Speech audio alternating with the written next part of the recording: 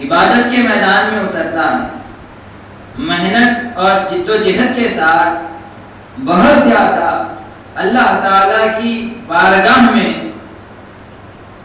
عبادت کرتا ہوا نظر آتا ہے، تو چونکہ اس کی نسبت اچھی تھی تو اللہ تعالیٰ اس کی ساری عبادت کو قبول فرماتا ہے۔ تو نسبت عبادت کو کامیاب بناتی ہے، نسبت بندے کی محنت کو کامیابی و کامرانی عطا کرتی ہے۔ تو اللہ تبارک و تعالی پہلی آیت کے اندر نسبت کی بات فرما کے، نسبت کا بیان پہلے کر کے، دوسرے نمبر پر اللہ تبارک و تعالی عمل کی ترغیب دیتے ہوئے بندوں کو ارشاد فرما رہا ہے کہ اے میرے بندو، تلک امۃ قد خلت لہا ما کسبت، کہ اے میرے بندو، جن نیک لوگوں سے تمہاری نسبت ہے، جن نبیوں سے تمہاری نسبت ہے، جن اللہ کے صالحین اور ولیوں سے تمہاری نسبت ہے، تو وہ لوگ بہت زیادہ محنت کرنے والے لوگ تھے، وہ ہستیاں بہت زیادہ عبادت کرنے والی ہستیاں تھیں، وہ ہستیاں بہت زیادہ نیکیوں پر اور نیک اعمال پر عمل کرنے والی ہستیاں تھیں۔ یاد رکھنا، وہ جو کیے تو وہ انہی کے ساتھ، تلک امۃ قد خلت لہا ما کسبت، وہ امتیں، وہ انبیاء، وہ رسول، وہ اولیاء اور صالحین جو نیک اعمال کرتے گئے، تو ان کا نیک عمل انہی کے ساتھ ہے، لہا ما کسبت، جو وہ کیے تو وہ اس کا فائدہ انہی کو ہوگا، اس کا نتیجہ ان کے حق میں نکلے گا، اس کا رزلٹ ان کے لیے ہوگا، وَلَكُمْ مَا كَسَبْتُمْ، اور تمہارے لیے وہی ہوگا جو تم محنت کرو گے، جو تم عمل کرو گے، جو تم کوشش کرو گے، جو تم کماؤ گے، جو تم کسب کرو گے، وہ تم کو عطا کیا جائے گا۔ وَلَا تُسْأَلُونَ عَمَّا كَانُوا يَعْمَلُونَ، اور یہاں پر اللہ تبارک و تعالی ایک اہم نقطے کی طرف اشارہ کرتے ہوئے فرما رہا ہے، وَلَا تُسْأَلُونَ عَمَّا كَانُوا يَعْمَلُونَ، اور تم سے یہ سوال نہیں کیا جائے گا کہ وہ کیا کرتے تھے، تم سے تمہارے متعلق سوال ہوگا، تم سے تمہاری کوشش اور تمہارے عمل اور عبادت کے بارے میں سوال ہوگا۔ تو محترم حاضرین، آج بہت سارے ہمارے معاشرے کے اندر افراد ایسے پائے جاتے ہیں جو کامل اہل نسبت ہونے کا دعویٰ کرتے ہیں، لیکن جمعہ کا پورا دن گزر جا رہا ہے لیکن نماز کا خیال نہیں، رمضان کا پورا مہینہ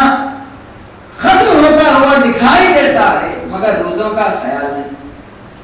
تو محترم حاضرین، اللہ تبارک و تعالی یہ ارشاد فرما رہا ہے کہ اے بندو، جہاں نسبت کی اہمیت ہے تو وہیں پر عمل کی بھی اہمیت ہے، عمل کی بھی اہمیت ہے، عمل بھی ضروری۔ ایسا نہیں ہو سکتا کہ ہمارے اسلاف سے پختہ نسبت ہو، ان نیک اعمال کرنے والے بندوں سے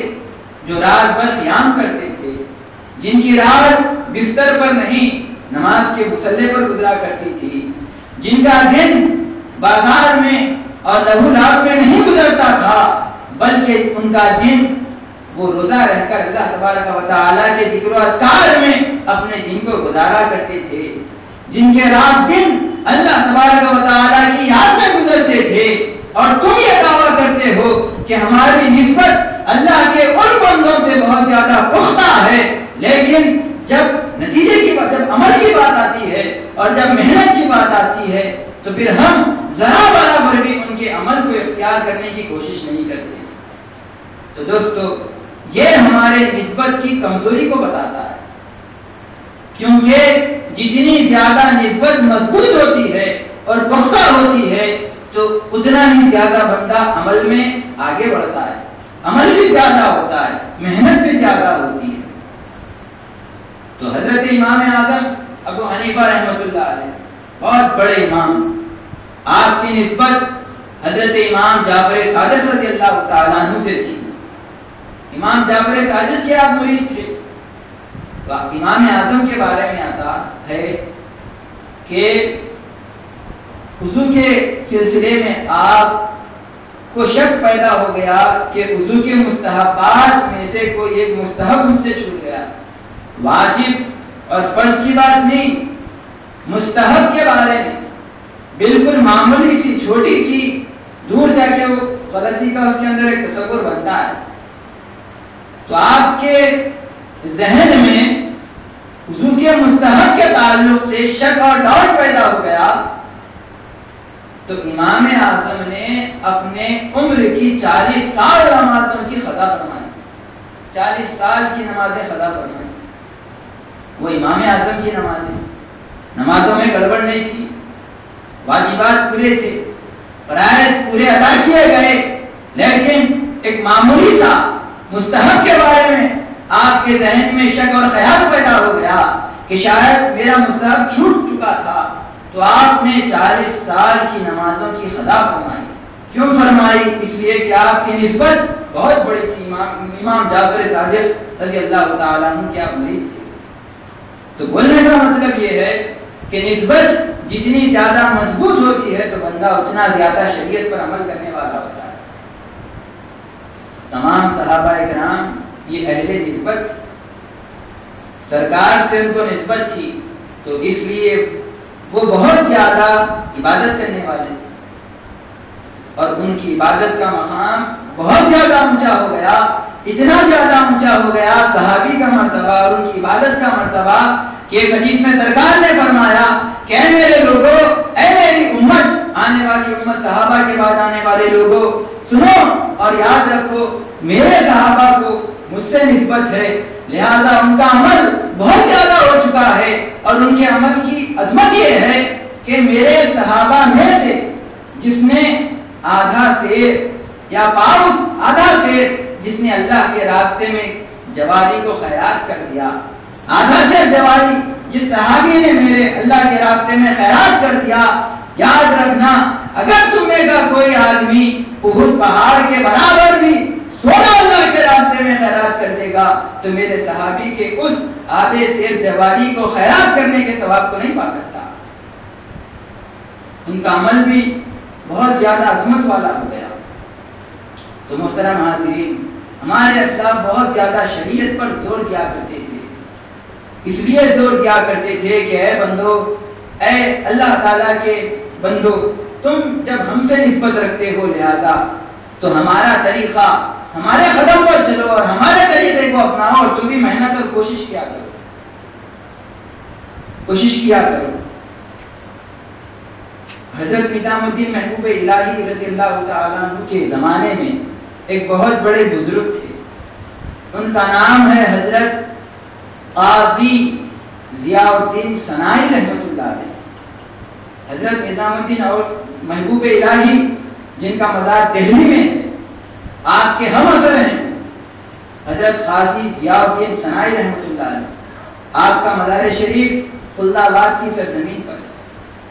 اس غریب کو بھی آپ کے مزار انور پر حاضری کا موقع ملا. اسی مہینے کے اندر خلد آباد جو مدینہ الاولیاء جس کو کہا جاتا ہے، جہاں قدم قدم پر اللہ تعالیٰ کے ولی آرام فرما رہے ہیں، دہلی سے خلد آباد کی سرزمین پر 700 اولیاء کی پالکیاں تشریف لائی تھی. بہت زیادہ ہندوستان کے اولیاء کا بہت بڑا مرکز ہے. اللہ تعالیٰ قرآن مجید میں جو ارشاد فرمایا، ان رحمت اللہ قریب من المحسنین، کہ لوگوں اللہ تعالیٰ کی رحمت اس کے نیک بندوں سے قریب ہوتی ہے. تو آپ خلد آباد کی سرزمین پر جب آپ جائیں گے تو وہاں پر اللہ کی قسم کھا کر میں کہہ رہا ہوں کہ آپ کو اللہ کی رحمت کا احساس بھی ہوگا،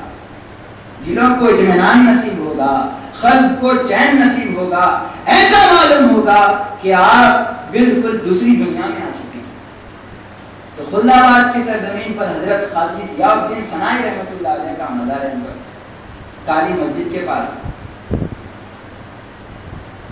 تو آپ کے بارے میں آتا ہے کہ آپ بہت زیادہ شریعت پر عمل کرنے والے تھے، شریعت پر زور دیا کرتے تھے.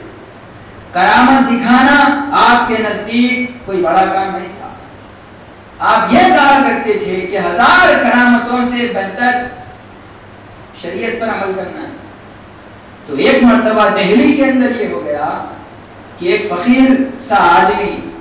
دہلی کے علاقے میں کسی علاقے میں ایک جگہ آگ سلگایا, بھڑکتی ہوئی آگ لگایا اور اس آگ کے اندر جا کر بیٹھ گیا. 24 گھنٹے وہ آگ میں رہا کرتا تھا, آگ سے باہر ہی نہیں آتا, اور آگ میں بیٹھنے کی غفلت میں وہ نمازوں کو بھی شاید چھوڑ دے رہا, شریعت پر عمل نہیں ہو رہا تھا, اور لوگوں کا ایک جمگٹا وہاں پر جمع ہو گیا. اور آپ کو خبر پہنچی حضرت قاضی ضیاء الدین صنعانی رحمۃ اللہ علیہ کو کہ ایک فقیر آیا ہوا ہے, آگ سلگا کر وہ 24 گھنٹے آگ میں بیٹھا ہوا ہے, لوگ وہاں پر جمع ہو رہے ہیں. تو آپ نے اپنے بڑے بیٹے کو کہا, آپ کے 4 بیٹے تھے, بڑے بیٹے سے کہا کہ جاؤ اس فقیر سے کہو کہ قاضی ضیاء الدین صنعانی کہتے ہیں کہ اے فقیر آگ سے باہر آ جا ورنہ اچھا نہیں ہوگا. تو آپ کے بڑے بیٹے گئے, اختصار کے ساتھ آپ کے سامنے عرض کروں, جا کر کہنے لگے کہ حضرت قاضی ضیاء الدین صنعانی فرماتے ہیں کہ اے فقیر آگ سے باہر آ جا ورنہ تیرا انجام بہت برا ہوگا. تو وہ فقیر بہت زیادہ پہنچا ہوا تھا, تو اس نے اپنی ہلکی سی غضب کی نظر ڈالی آپ کے بیٹے پر, تو آپ کے بیٹے کی شہادت وہیں ہو گئی, وہیں انتقال ہو گیا. لوگ آئے, آ کر کہنے لگے کہ اے قاضی ضیاء الدین رحمۃ اللہ علیہ, آپ کے بیٹے کی وفات ہو چکی ہے. اس نے نظر ڈال کر نظر سے آپ کے بیٹے کو ختم کر دیا. تو آپ نے کہا اللہ کا شکر ہے کہ میرا بیٹا شریعت کے راستے میں قربان ہو گیا. پھر اس کے بعد آپ نے اپنے دوسرے بیٹے کو بھیجا کہ جاؤ اس فقیر سے کہو کہ باہر آ جائے ورنہ انجام برا ہوگا. تو دوسرا بیٹا بھی گیا. جانے کے بعد وہ غضب کی نظر ڈالا فقیر آپ کے بیٹے پر, تو وہ بھی وہاں ہلاک ہو گئے. لوگ آ کر کہنے لگے کہ آپ کے دوسرے بیٹے کا بھی انتقال ہو گیا. تو آپ نے کہا اللہ کا شکر ہے الحمدللہ کہ میرے بیٹے کی موت شریعت کے راستے میں ہوئی. تیسرے بیٹے کو آپ نے بھیجا, چوتھے بیٹے کو آپ نے بھیجا, 4 بیٹے آپ نے بھیج دیے اور 4 کا انتقال ہو گیا. ہر ایک پر وہ نظر ڈالتا, اپنے غضب کی نظر ڈالتا, اور ایک ایک کا وہ انتقال کر دیتا, ہلاک کر دیتا. جب 4 بیٹے آپ کے شہید ہو گئے اور اللہ کی شریعت کے راستے میں قربان ہو گئے, تو حضرت قاضی ضیاء الدین صنعانی رحمۃ اللہ علیہ خود کھڑے ہوتے ہیں اور اٹھ کر اس فقیر آدمی کے پاس جاتے ہیں. جا کر وہاں کھڑے ہو جاتے ہیں, لوگوں کا جمگٹا ہے, سارے لوگ دیکھ رہے ہیں اس معاملے کو. فقیر آگ کے اندر بیٹھا ہوا ہے, اس کی نظر اور اس کے غصے کی طاقت سب لوگ دیکھ چکے تھے. ایک نظر سے,